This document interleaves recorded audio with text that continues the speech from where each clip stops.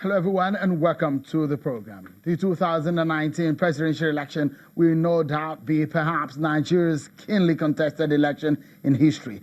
You can debate that with me, though, but I can also defend my stance with a few points. We have some of the youngest candidates interested in the top job, some very experienced people who are in the race, and also some of the candidates do know themselves very well. They have worked together before. They were in same parties before. In fact, some of them have run this race a few times against each other. So it will be a battle not only for the fittest, but in fact, you would say the wittiest. Nigerians, too, are perhaps wiser on what they want to do with their votes, although vote buying has posed a big threat in the last few elections. But tonight, we shall be focusing on some very important issues like who can provide better ideas of how to fix the economy, to end insecurity in the land, to give stable power supply, and other very relevant issues critical to the development of this great nation, Nigeria. Take a look at some of the presidential candidates that we have. For some of them that we have, we're about 20 of them out of the 91 political parties in existence as of today. So hopefully, more information will come forward as INEC release them in the coming days. Don't forget that just last week, the deadline for the submission of the candidates' names. So you see, some new names, some old names are on that list. My first guest on the program tonight is a lawyer, a former Cross River State governor on the platform of the PDP. Well, he's the presidential candidate of the Social Democratic Party, SDP. Mr. Donald Duke joins me on the program. Thank you so much and welcome to the program. Thank you, Sean. Good evening. Why do you want to become president? Well, I was frustrated as most other Nigerians, and I know we can do better than we're doing right now. And we have been serially promised a better life. Now, we're all endangered species, so someone has to get up and do it. It's morally wrong to hold back when you know you can give. Interesting. And you think you are the right man for the job? Well, so far we've had wrong men, so someone has to step forward. I think I can do it, and that's the important thing. Can you do it? Do you understand the challenges? Do you have the vision, the strategy, and the extraordinary will to make it happen? And that's what's missing in our country.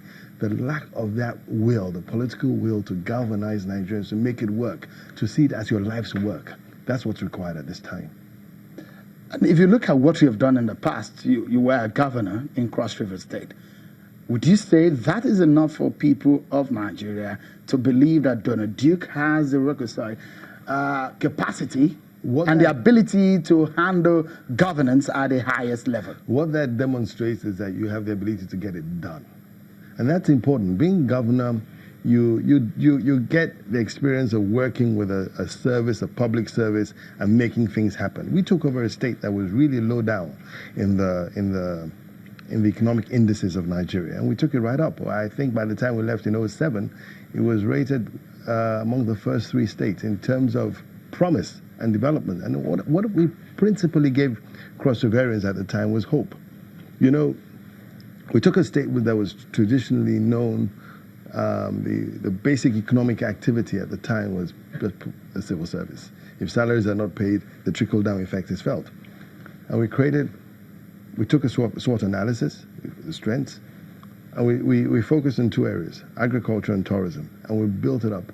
And by the time we left, until date, Cross River is still referred as Nigeria's #1 tourism destination. But that vision is peculiar to that state.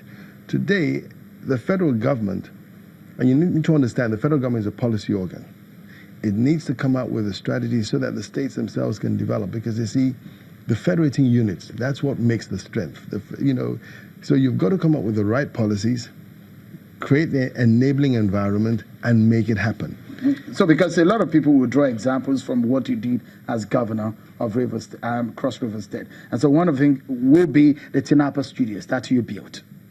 Was that a good policy? Absolutely. Continuation. I did my bit. It was commissioned. But listen, even this studio or this business you're in, if you don't follow up every day, it will go down. We did what we could. We built it up. We did, but successive administrations had other ideas. Same thing with the Budukatu Ranch. You hardly hear of it today. But it was built, it was referred to as about the 4th or 5th best resort in all of Africa. It's gone quiet. And that's a problem with continuity. But it's not unique to Cross River. Look at that. Look at Ajaokuta. Ajaokuta is a perfect example of a lack of continuity in our nation. And it is a problem. Well, if you look at Tinapa, for example, the amount of money, we understand about 350 million naira was spent on that. Is that true? Dollars was spent on that. Yes, it was. Was that an amount that was reasonable enough for that kind of entity to be put in place, for example? It was actually a steal. Ajaokuta today, you wouldn't build it for less than 20 billion. We abandoned it. Ajaokuta was built for about 8 billion. If you want to replicate it today, it would be about 20 billion. We abandoned it. It's not how much money you put in. It's whether you are able to make it work. Let's look at... Look, this is a nation, right? We build ports, the Calabar port, the Warri port, the Sapele port. They are idle. We don't put that basic required infrastructure. Meanwhile, Apapa and Tinkan are congested. So it's not the concept itself. The concept is good.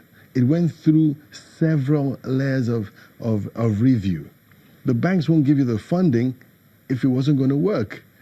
All that was involved. The problem was that as 29th of May, the ball was dropped, and that was it. I'll come to issues of economy and some of the ideas you want to bring to the table. I understand that you have your policy framework ready for running this race. But a lot of questions, perhaps some of the ones that you've seen on social media, some people who are asking you questions about whether or not you are the real kind of candidate or you're just testing the waters. No way.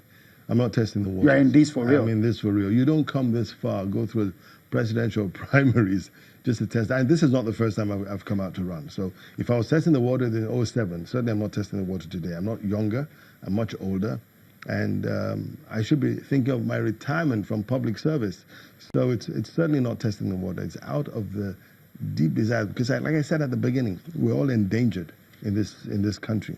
And so all the challenges we face, if we don't get this country to work, it will overwhelm us.